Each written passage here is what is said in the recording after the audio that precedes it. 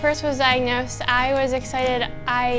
We thought I had mono, so I didn't really know what Lyme disease was, so I got the call from the doctor, and I just remember running over the pool to tell my coach that I did have mono. I had Lyme disease, and I should be back training with the team pretty soon. So I was excited. I had no idea what I was in for, really. After a few months of enduring symptoms like nausea, fatigue, motion sickness, vertigo, and anxiety, CSU swimmer Madisen Tretter was finally diagnosed with Lyme disease. It's a bacterial infection primarily transmitted by ticks. She would not be able to swim in the 2015-16 season. When I was diagnosed with Lyme disease, I started swimming again, and I did one full practice, I remember, and there were 10 or 20 minutes left, and I died. We were doing a kick set, and Paul was just like, you need to swim this really easy, because I just couldn't swim anymore. I mean, she's such a competitor. She loves to race, and she loves to race at the end of the year. And just knowing that she's not able to do that, you know, she made such a commitment coming out of high school that this is what she's going to do. And has done an amazing job of improving and getting better and better. And to see that taken away, you know, that's something that, you know, everybody's got to realize. It can be taken away at any time. She hoped that the medicine the doctor prescribed would help improve her situation, but she quickly found out Lyme disease isn't that simple. Well, from WebMD, it seemed really easy, you know, the 4 weeks of antibiotics course, but there are Lyme support groups I belong to on Facebook, and there are thousands of people reading their stories, how they're still struggling with it for 2 years. That's when I started realizing, you know, I'm in for a lot. It is a up and down battle, you know, starting to feel better, and then going through the bouts, not feeling good, and it's a roller coaster. And I think that's the biggest thing that I found out, not knowing anything about Lyme disease. It's a roller coaster. Despite her sickness, Madisen's student-athlete well-being was improved thanks to the support of her teammates and coaches. Oh yeah, there's so many things to be proud of when you're coaching a group of young athletes.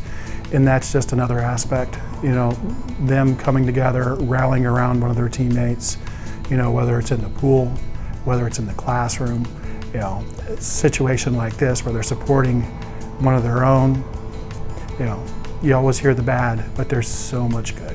Oh, it's so nice. It makes being here so much easier when you're away from your family, knowing that you have a second family here for you.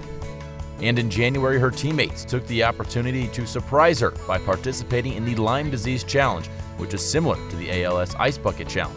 It began at CSU and spread throughout the Horizon League, garnering thousands of views. I told our coach, Paul, I was like, okay, we should really get on this Lyme Disease Challenge. I think Maddie really needs the support right now. And he's like, let's do it in Puerto Rico, showing our support from there because she was really upset that she wasn't able to go on training trip.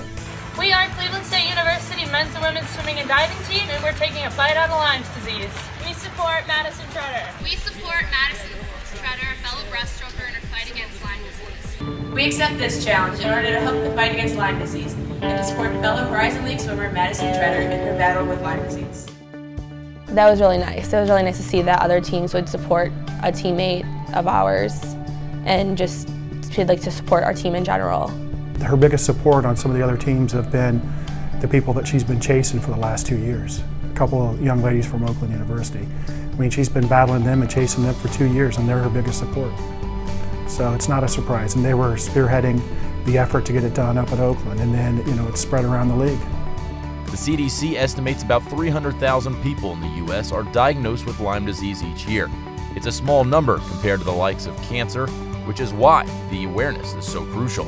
It's very important. It's just, I never thought it would get this much support, but we found out even through doing the Lyme Disease Challenge, like who actually has Lyme disease. Like people are like, oh, my sister has it, like, oh, my teammate has it. We found out even more swimmers had it, so it's showing support for them too. Just like I had no idea what Lyme disease was, and I think a lot of people don't, and we have what doctors tell us, oh, you have 4 weeks antibiotics and you're fine, and I think it's important to get out that that's actually not the case. It takes years, months and years to get rid of it. So I think it's important to tell people that.